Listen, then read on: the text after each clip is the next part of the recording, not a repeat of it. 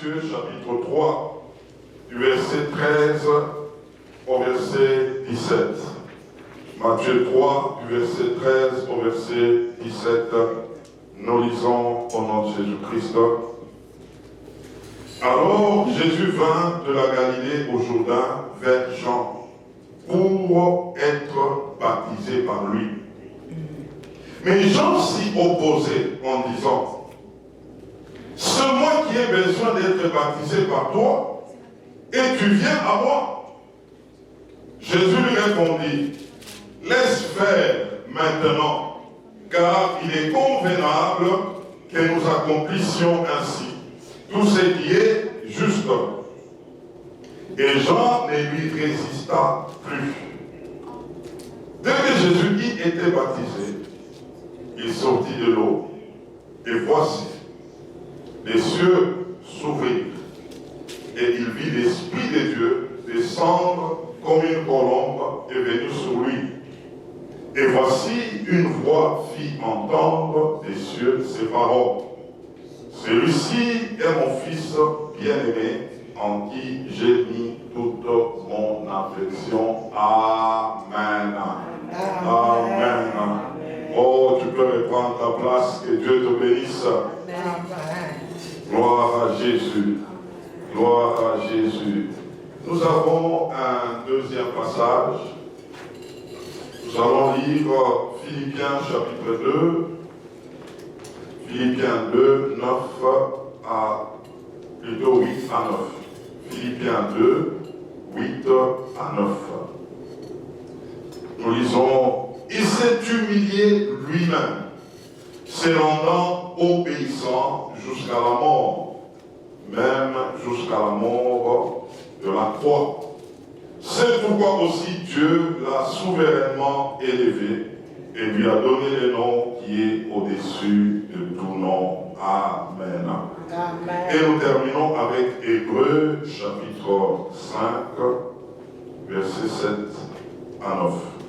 Hébreux chapitre 5, verset combien?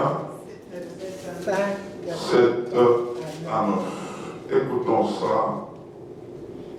C'est lui qui, dans les jours de sa chair, ayant présenté avec grand cri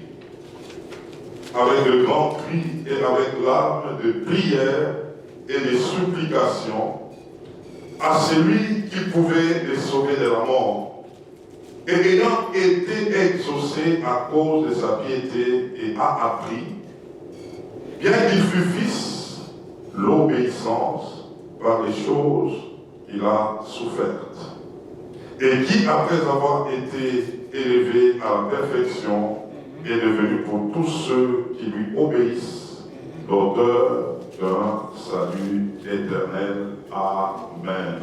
Amen. Oh, gloire au Seigneur. Amen. Dis à ton voisin: tu es béni ce matin. Tu es béni ce matin. Tu es béni ce matin. Alors nous voulons comprendre quelque chose qui va vraiment nous faire du bien. On nous présente le Seigneur Jésus avant de commencer son ministère. Il devrait aller auprès de Jean-Baptiste pour que Jean le baptise. Alléluia. Ah, ça c'est fort. Jésus, qui était déjà annoncé depuis les temps anciens, dont les prophètes ont parlé, qu'il viendra pour sauver le monde. Longtemps avant, on avait annoncé son avenue. Et Jean-Baptiste, on l'appelle le précurseur. Celui qui avait ouvert maintenant le chemin pour que Jésus-Christ vienne. Et même pendant que Jean était dans le ventre de sa mère, il a fait la rencontre avec la mère qui a porté la grossesse de Jésus. Jésus en face de Jean. Et ça, c'est dans le ventre. Jean était rempli du Saint-Esprit. Par ces contacts-là, le ventre a bougé. Et la Bible dit, c'est le seul qui a été rempli du Saint-Esprit dès le ventre de sa mère. Et donc, il sort quelques mois avant Jésus. Il évolue, il commence son ministère. Maintenant, Jésus là arrive. Il arrive pour commencer le ministère. Il doit se faire baptiser par qui? Par Jean. Jean dit non. Ça ne doit pas se faire comme ça. Toi qui m'as connecté d'abord, même dans mon ventre, j'étais rempli du Saint-Esprit par toi. Et puis là, tu me demandes, moi Jean, de te baptiser toi. Non, je ne peux pas le faire. Je ne peux pas le faire. Jésus dira à Jean, ah, saisis bien cette parole de ça. Tu comprendras quelque chose de très profond. Jésus dit à Jean, maintenant là, accepte ce qui doit se faire. Parce qu'il se fait que, pour l'instant, c'est ce qui doit se faire. Il n'y a pas autre chose, sinon ça, maintenant. Fais-le comme cela t'a été dit. Parce que ça là, tu es en train de le faire, c'est maintenant. Mais dans la suite, ça ne sera pas comme ça. Mais maintenant, il faut d'abord le faire. Dis à ton voisin, il y a des choses qu'il faut apprendre à faire maintenant. Il y a des choses qu'il faut apprendre à faire maintenant.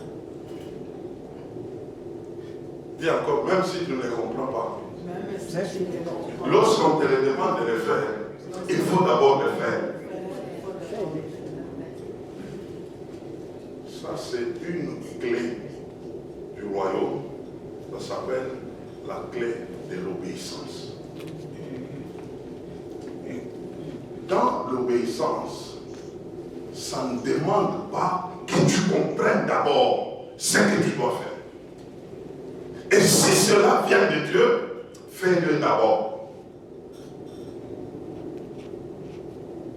Fais-le d'abord. Vous savez, Jean avait toutes les raisons de refuser de baptiser Jésus. Et je peux même te dire ce matin, il avait raison de refuser.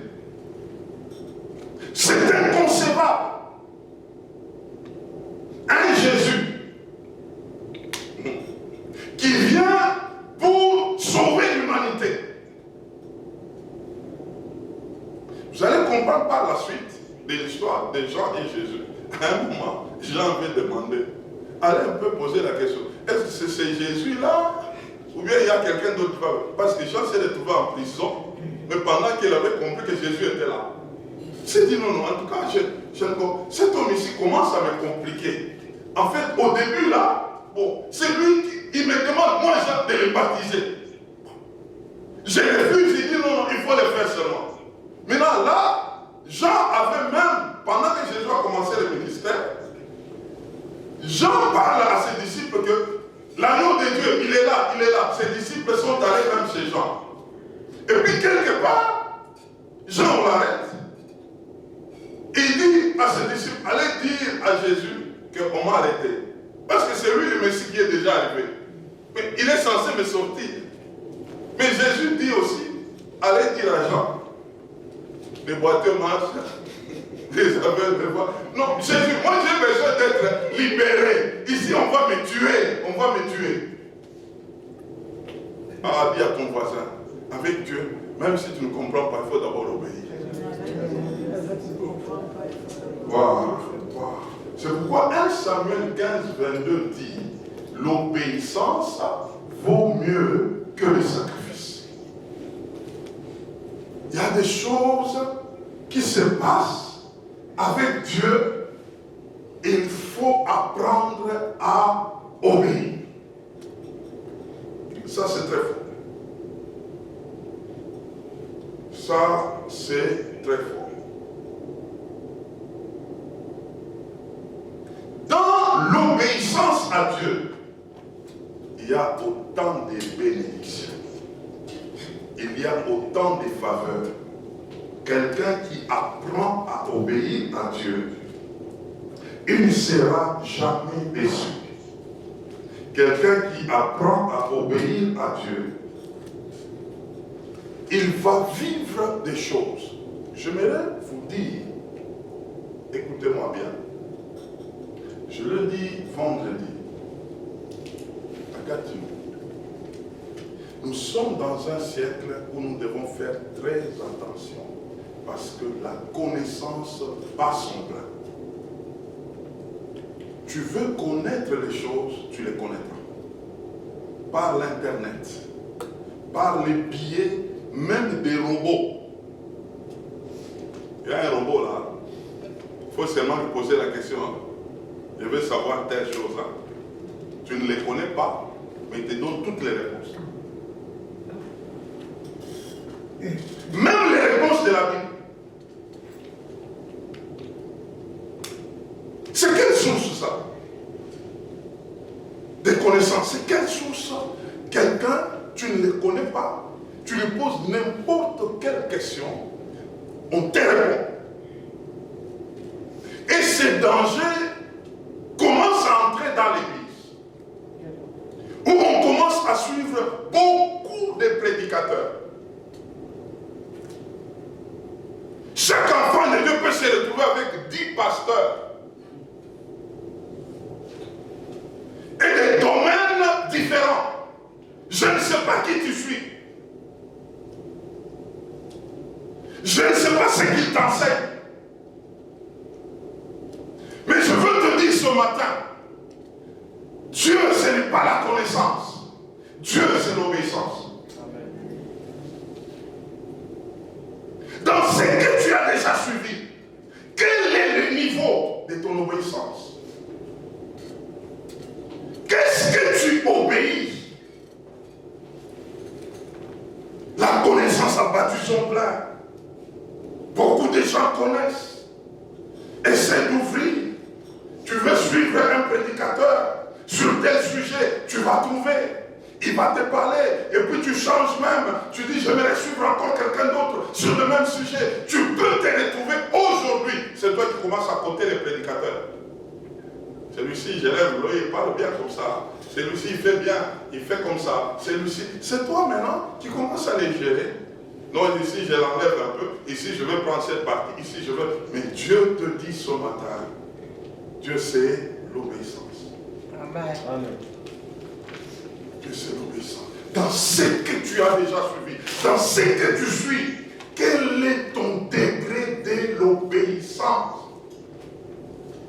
Quel est ton niveau de l'obéissance? Qu'est-ce que cela t'a apporté en termes d'obéissance?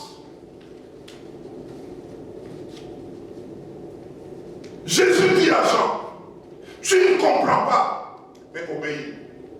Parce que pour l'instant, c'est ce qu'il faut faire. Et pour Jésus, quel degré d'obéissance vis-à-vis du Père? Jésus connaissait le niveau des gens. Concrètement, entre Jésus et Jean, qui était supérieur?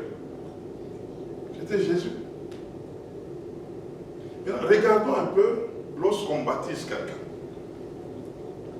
Quand on baptise quelqu'un, on va prendre cette personne, on descend dans l'eau. Donc Jésus est descendu dans l'eau avec qui? Avec Jean. Et puis c'est Monsieur Jean qui prend Jésus, qui le plonge dans l'eau et qui le sort. Tout ça, Jésus a obéi. Quelle humilité de la part du Seigneur. Il savait que Jean était moins inférieur que lui. Mais là, c'est ce qu'il fallait faire pour honorer Dieu.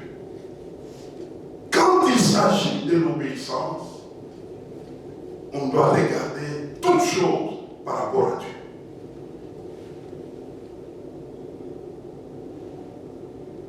Alors, qu'est-ce qui s'est passé lorsque Jésus a obéi? 3 choses. La première des choses, on les sort de l'eau. La Bible déclare, le ciel s'est ouvert. Tu as besoin que le ciel s'ouvre sur toi. Il y a beaucoup de choses dans ta vie qui nécessitent à ce que le ciel s'ouvre, que le ciel te soit favorable. Mais regarde la clé. La clé c'est quoi? L'obéissance. J'aimerais te dire ce matin que l'obéissance ouvre le ciel. Amen. Juste obéir à Dieu. Tu verras devant toi un ciel ouvert. Tu vas opérer devant un ciel ouvert. Le ciel ne sera pas fermé comme du béton. Il y a des ceux-là, tu es en train de prier. Mais en réalité, c'est comme si la prière ne monte pas. Je te propose quelque chose ce matin. L'obéissance. L'obéissance ouvre le ciel. Quelle dimension d'obéissance on va les comprendre ce matin? Des fois, il y a des gens, tu veux tout comprendre avant de faire un pas. Non, moi je suis du genre, il faut d'abord que je comprenne tout ce qu'on m'a dit. Il faut d'abord, qu'on m'explique de A à Z. Je t'annonce déjà, avec Dieu, ça ne marche pas comme ça. Si on pouvait tout comprendre, on n'allait pas se retrouver là où nous sommes. L'obéissance, c'est toute une école. On va la comprendre ce matin. Deuxièmement, parce qu'il a obéi, le Saint-Esprit est descendu sur lui. Sous forme visible de la colombe. Jésus a vu une colombe descendre jusqu'à lui. Non pas seulement lui, même ceux qui étaient autour de lui ont vu une colombe se déposer sur lui.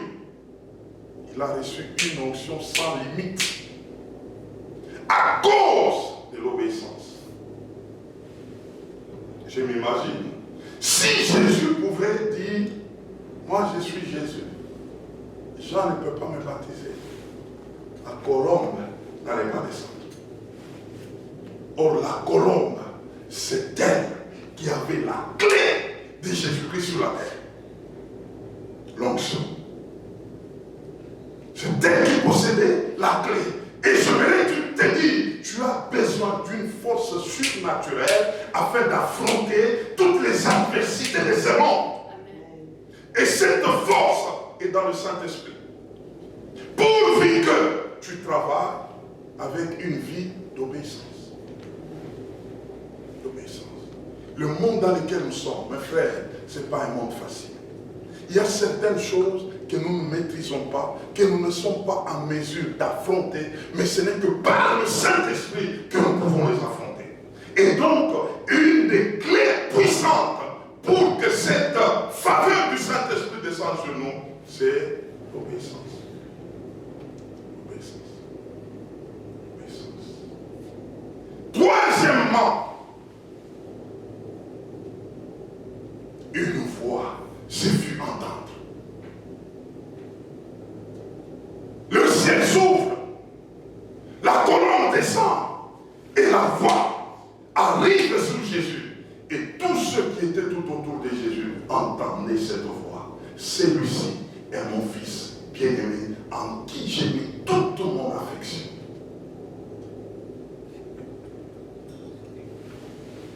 L'approbation du ciel. Lorsque on obéit, on va en jouir. Le ciel va t'approuver. Dieu va t'approuver. Et tout celui que Dieu approuve, qui sera contre lui? Ceci c'est pour dire, qui tiendra devant un tel homme, l'homme que le ciel approuve. Wow.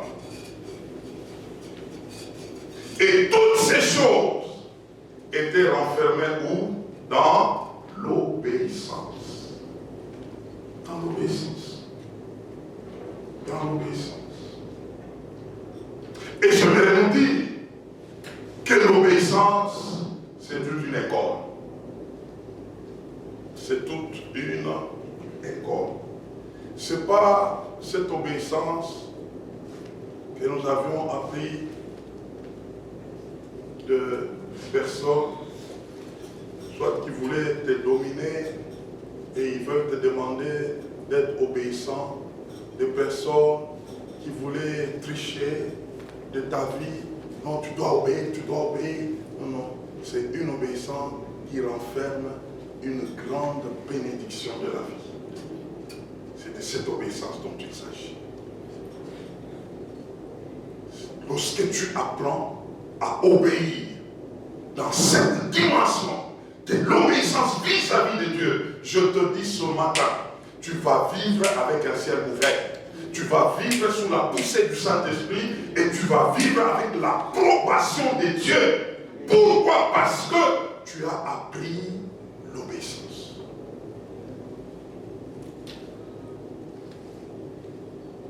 Alors nous voulons comprendre comment apprendre l'obéissance.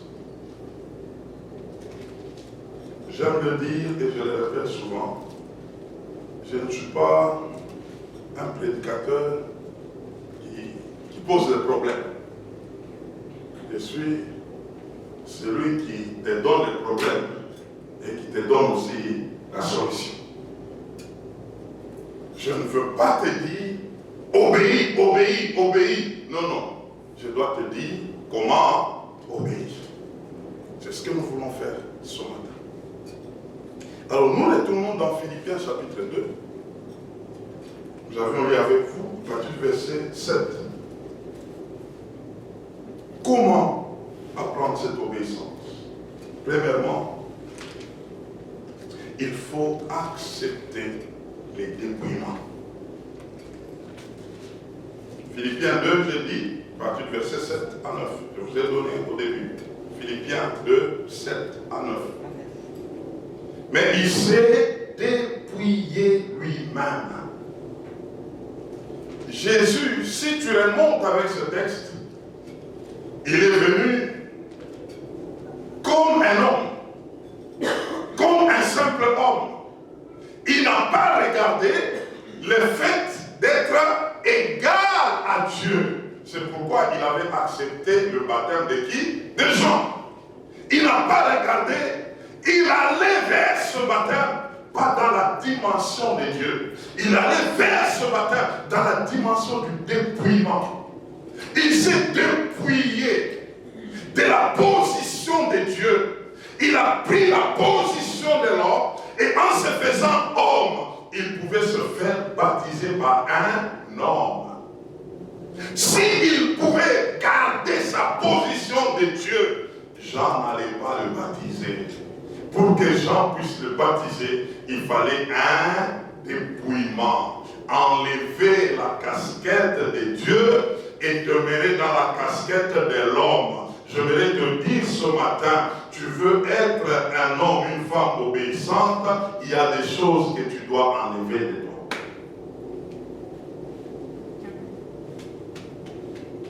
Oh, moi je suis, moi je fais, moi je connais, moi j'ai déjà, moi ceci, tu ne peux pas obéir avec ça. Quand tu commences seulement beaucoup de jeux là, quand tu commences déjà à dire ce que tu es, ce que tu as déjà fait, ce que tu as déjà accompli, l'obéissance sera un frein pour toi. L'obéissance ne te sera pas facile. Pour accéder à l'école de l'obéissance, il faut faire premièrement quoi? Se dépouiller. Se dépouiller. Se dépouiller, c'est comme quelqu'un qui enlève tout ce qu'il possède. Il se dispose maintenant à quelqu'un. Il enlève tout ce qu'il a. Il se dépouille. Et ça là, c'est d'une manière volontaire.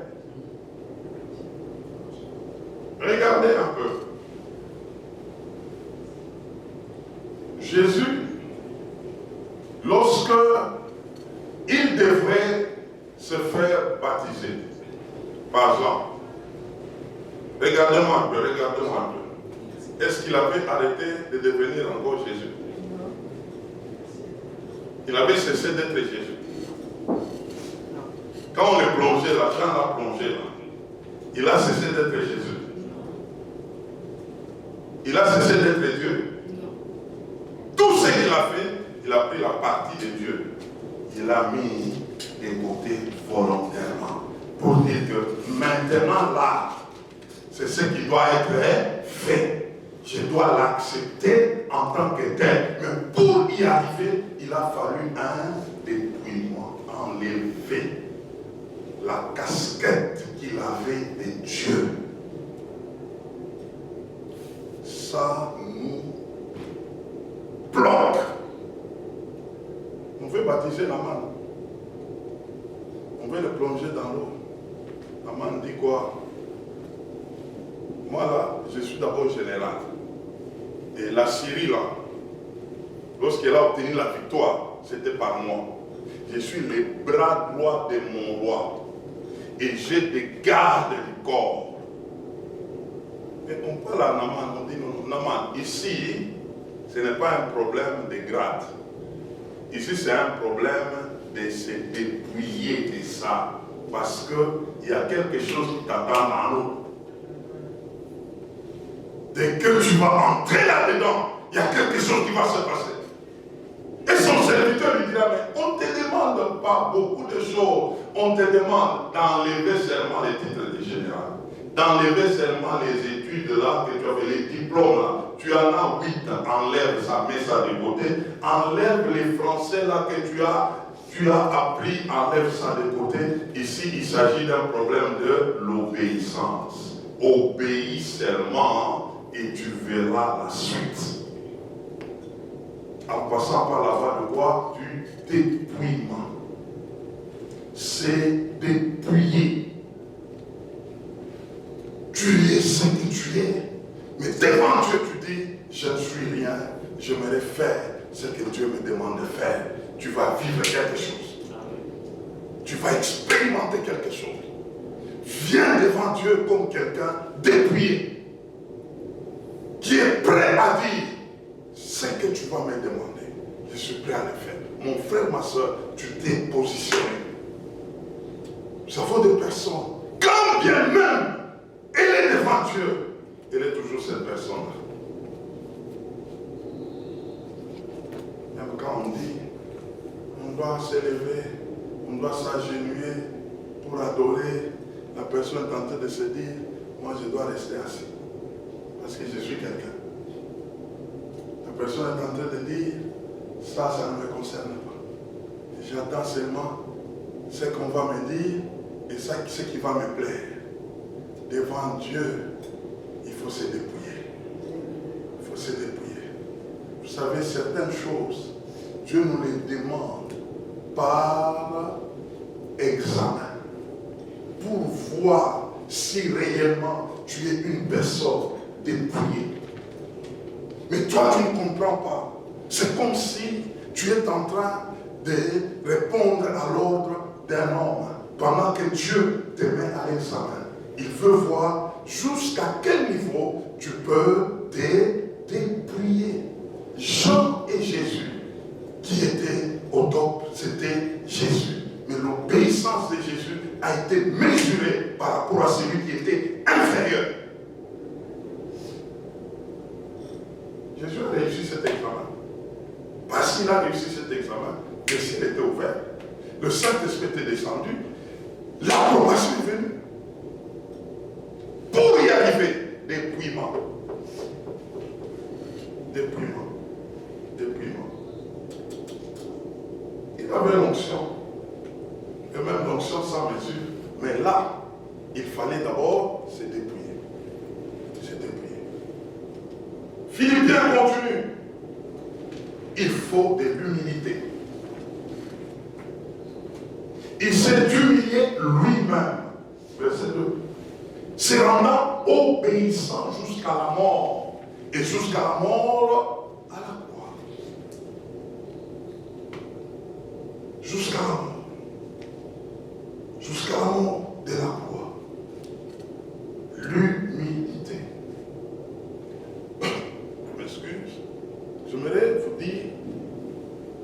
ce que c'est l'humilité. L'humilité, en fait, ce n'est pas se laisser, on te gifle à gauche ou à droite, et puis tu dis tu es humble. C'est pas ça. L'humilité, ce n'est pas se laisser, on est en train de piétiner là, non, moi je suis humble, c'est pas ça. J'aimerais te donner une petite définition de l'humilité et que tu gardes ça. L'humilité veut tout simplement dire accepter de descendre. Est-ce que quelqu'un m'entend? L'humilité veut dire quoi? Accepter de descendre. Et accepter volontairement de descendre. J'accepte de descendre. Et Jésus, c'était ça le problème. Jean le regarde, il dit, tu es là. Tu es au top. C'est toi que j'ai présenté. Mon ministère était basé sur toi.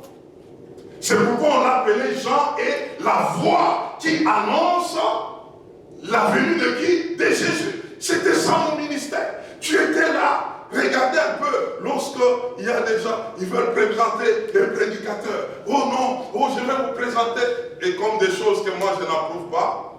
Je vais vous présenter l'homme de feu, l'homme de ceci, je vais vous présenter. Mais non, l'homme là, il arrive, il dit, bon, je suis venu, que toi tu me baptises. Tu vois, c'est moi qui t'ai annoncé comme ça. Moi, j'attends que toi, tu m'imposes les mains. J'attends que toi, tu cries la faille. J'attends tout ça là. Mais tu dis que toi, que moi, je te baptise.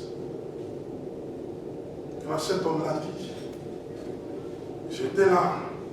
Et j'accepte de descendre. C'est ça la vérité. Non seulement Jésus a accepté de descendre, il dit à Jean, allons dans les Jourdains. Ils arrivent dans les Jourdains. Ils descendent encore dans l'eau.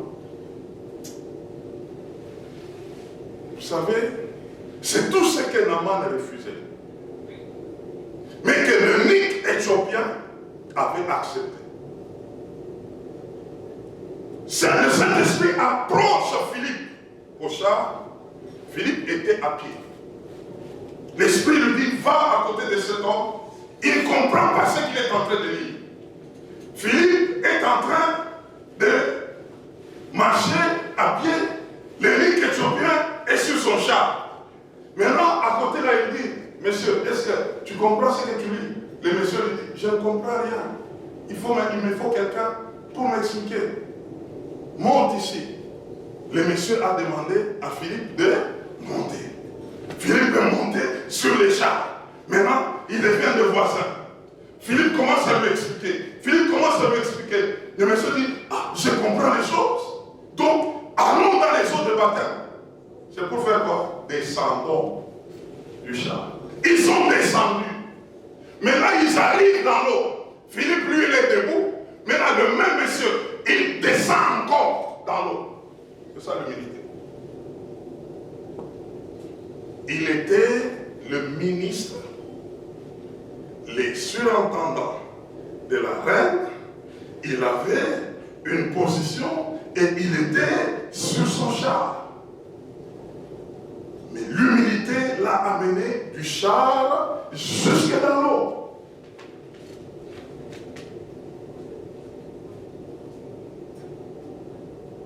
Dis à ton voisin, lorsque tu acceptes de descendre, il y a quelqu'un qui va te relever. Il y a quelqu'un qui va te relever. Il y a quelqu'un qui va te relever. Il y a quelqu'un qui va te relever. Tu ne peux rien. Apprends à descendre quand il faut descendre. Quelqu'un va te relever. C'est de là que la Bible dit, tout celui qui va descendre, on va élever. L'humilité précède la gloire. Et moi, je me l'ai dit ce matin, la descente précède l'élévation. Amen. Amen. Tu veux monter, il faut commencer par descendre. Descendre. Descendre. Et même une maison qui doit s'élever en hauteur, on commence par descendre. Par la fondation, la descente. Vous allez voir, on est en train de bâtir une maison d'autant d'étages, mais la construction commence par une descente. Mais vous montez là. Non, il faut commencer par la descente parce que c'est là que ça va soutenir toute la maison. Jésus a commencé son ministère par la descente. Et il a terminé son ministère où? En haut. Est-ce que quelqu'un m'entend ce matin? Et troisièmement, je voudrais nous dire que l'obéissance est une affaire des fils. Pas des étrangers, mais des fils. Tu es fils de Dieu. Dieu t'apprendra l'obéissance. Et quand tu te mettras à cette école, tu te mettras à l'école du Père et toi, fils. Vous savez, tout enfant légitime a premièrement confiance à son père ou à ses parents. Et l'enfant se dit, tout ce qu'on me dira, je dois apprendre à faire quoi? À obéir. Et Dieu, dans cette dimension, c'est pourquoi il y a eu même des enfants qui étaient perdus par leurs parents. Parce que, étant enfants, tous ces enfants-là obéissaient à tout.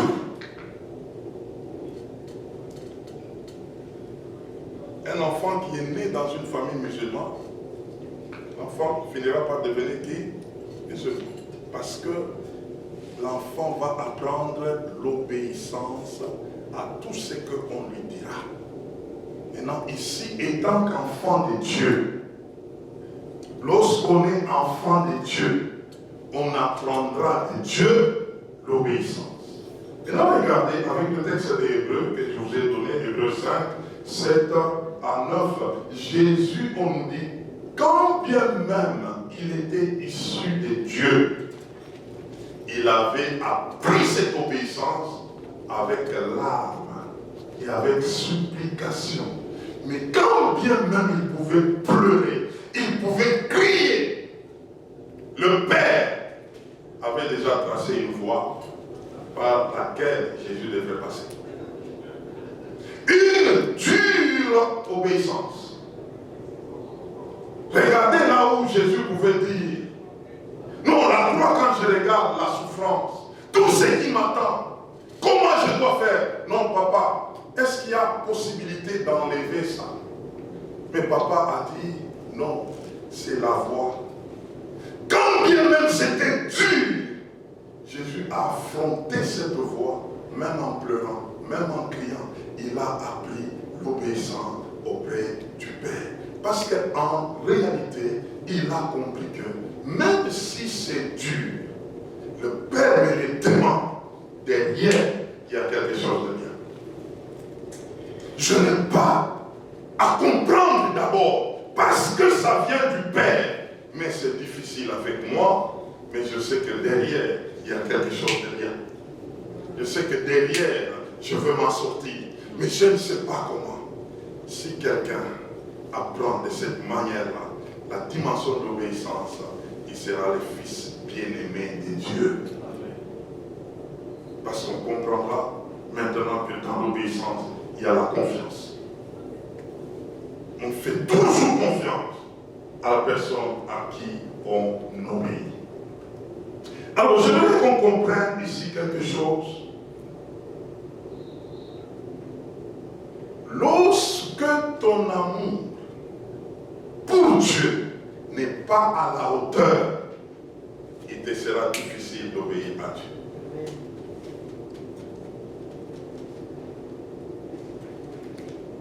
Est-ce que je peux reprendre cela? Lorsque ton amour pas à la hauteur de l'amour de Dieu pour toi, il te sera difficile d'obéir à Dieu. J'aimerais qu'on partage quelques passages avec vous pour renchérir ce que je viens de dire. Nous prenons Jean 14, le verset 15, et puis on va prendre le verset 21, puis on va prendre le verset 23, puis on va prendre le verset 24. Jean, combien? 14. Verset 15, on nous dit quoi? Si vous m'aimez, gardez mes commandements. C'est que Dieu nous avait aimé le premier. Maintenant, il attend en retour notre amour. Mais notre amour se démontre en quoi? À l'obéissance. L'obéissance de sa parole. C'est ça les choses de notre amour par rapport à Dieu. Verset 21.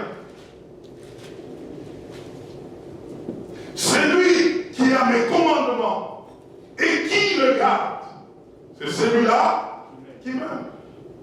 Et celui qui m'aime sera aimé de mon Père. Je l'aimerai et je me ferai connaître à lui. Est-ce que nous sommes ensemble? 23. Jésus lui répondit, si quelqu'un m'aime, il gardera ma parole. Et mon Père l'aimera. Nous viendrons à lui et nous ferons notre demeure chez lui. 24. Celui qui ne m'aime pas ne garde point mes paroles. Et la parole que je vous ai, et la parole que vous entendez n'est pas de moi, mais du Père qui m'a envoyé. Est-ce qu'on comprend quelque chose ici? Tout se règle dans l'obéissance. Dieu nous a déjà aimés le premier. Dieu a fait sa démonstration et nous a donné son Fils. Et en retour, il nous demande de lui obéir.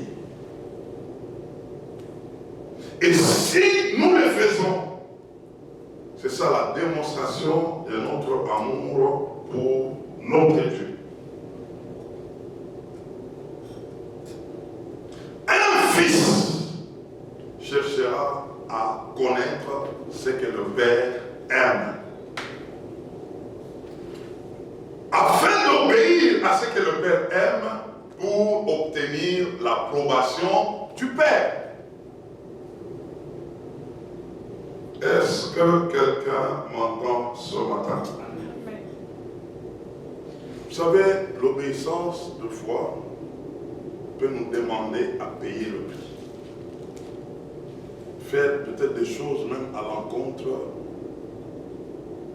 d'autres personnes, ou même ceux qui sont avec nous.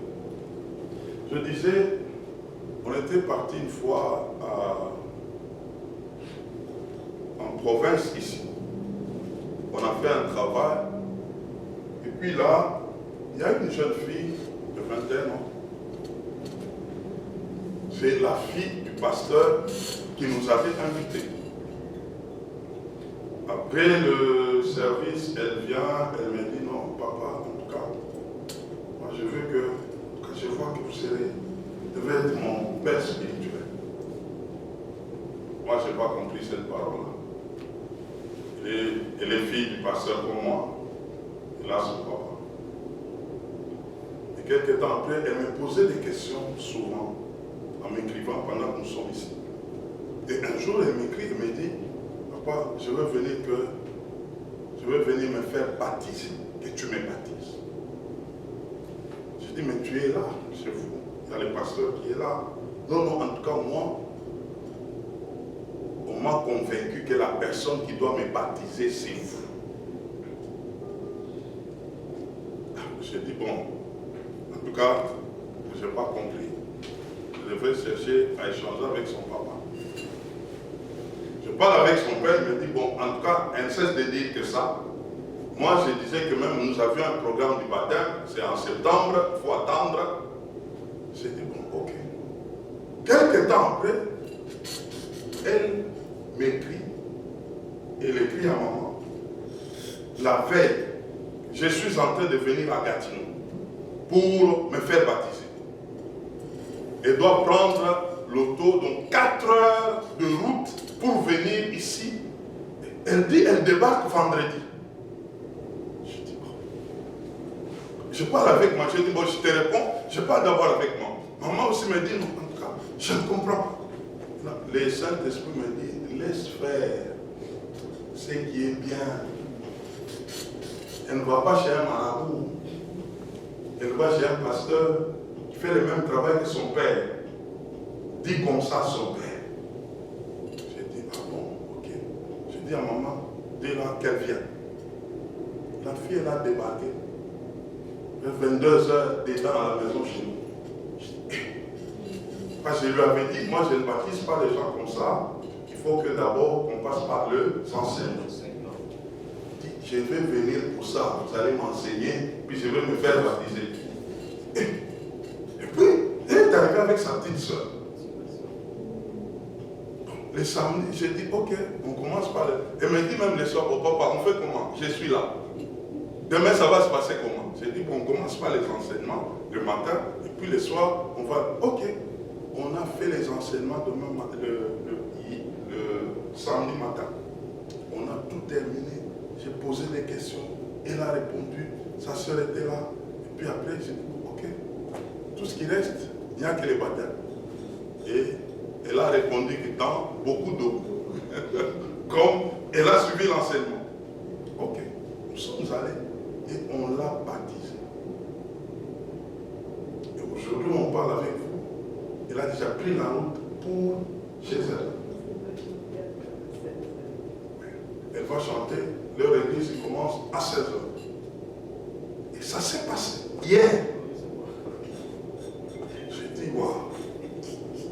Qu'est-ce qui se passe avec Dieu? L'obéissance vaut mieux que le sacrifice. Maintenant, hier, pendant que j'ai raisonné, il y a une histoire qui m'est venue. Nous étions aux États-Unis.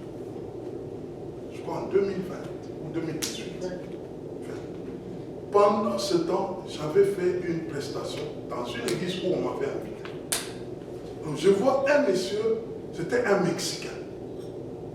Il vient là, il me dit, et il parlait anglais, moi l'anglais là c'est très bien. Alors, pendant qu'il me parlait, il y avait l'interprète qui est à côté là-bas. Il dit, en tout cas, papa, moi là, cette nuit ici, tu dois me baptiser. J'ai été baptisé, mais ce que je viens de suivre là, en tout cas, il faut que tu me baptises cette nuit. Je dis, ah, mais cette nuit, ça va se passer comment? Il dit, en tout cas, je ne pars pas. Je rentre à la maison, je vais, donne-moi l'adresse. Mes frères, il a même évangélisé un de ses amis. Ils sont devenus à deux pour lui dire que j'ai suivi là-bas quelque part. Vraiment, viens, on doit aller nous former pour qu'on nous baptise. Je les ai baptisés à 23h. Et sa mère est venue, j'ai dit, ah. Et je vois ici dans la salle, il y a encore d'autres personnes. La même histoire s'est passée. Elles sont là. Et ça m'a interpellé quelque part qu'il y a quelque chose que le Seigneur est en train de poursuivre. La chose, il faut obéir. Pas chercher à comprendre qu'est-ce qui se passe, comment ça se passe. Il faut obéir. L'obéissance, c'est quelque chose. L'obéissance, c'est quelque chose. Alors, je suis en train de clôturer. Nous sommes dans le trimestre d'évangélisation agressive. Il faut faire quoi? Obéir. Réponds à l'appel de Dieu. Dieu te dit, sors, évangélise. Obéis. Dieu sait pourquoi il te demande cela. Ne réfléchis pas, je vais faire comment, qui va m'écouter, ça va se passer comment. Mon frère, ma soeur, ce n'est pas des slogans. Dieu peut te mettre à l'examen pendant que tu ne sais pas que tu es en examen. Et que tu obéis seulement à la voix de Dieu, il y a des choses qui commencent à se passer. Ne nous habituons pas avec Dieu. Fais ce que Dieu te demande de faire.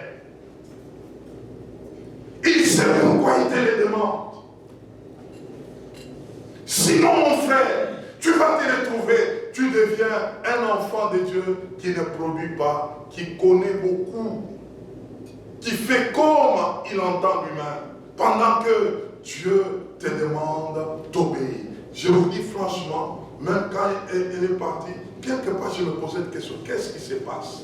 Parce que même son père, ça me mettait un peu mal à l'aise. Je me dis, mais ça va se passer comment là? Une fille d'un pasteur. Et Dieu dit, fais-le. Dis à ton voisin, ne cherche pas à tout comprendre. Fais ce que Dieu te demande de faire. Dieu connaît plus que toi. Il sait pourquoi il te demande. Il sait pourquoi il te demande telle ou telle chose. Il est plus avancé que toi. Le même Jésus qui nous a sauvés, il avait accepté qu'il soit baptisé par un monsieur qu'il avait annoncé. Quelle humilité, quel déploiement. Ce matin, nous voulons prier pour dire, Seigneur, que rien ne nous arrête à obéir. Que rien ne nous arrête à obéir. Nous voulons obéir à toi. Nous voulons faire ce que tu nous demandes de faire. Mon frère, ma soeur, tu entends une voix de Dieu te dire quelque chose. Fais-le, fais-le. Ne raisonne pas trop. Ne raisonne pas trop. Ne sois pas celui qui doit arrêter pour dire non, d'abord que Dieu me dise, que Dieu me convainc, que Dieu fasse ceci. C'est comme si tu te mets maintenant dans une dimension où tu discutes avec le Seigneur pour faire quelque chose. Si Jésus pouvait discuter, le ciel ne serait pas ouvert. Le Saint-Esprit ne serait pas descendu et la voix ne pouvait pas se faire entendre. Que Dieu bénisse sa parole. Nous voulons prier.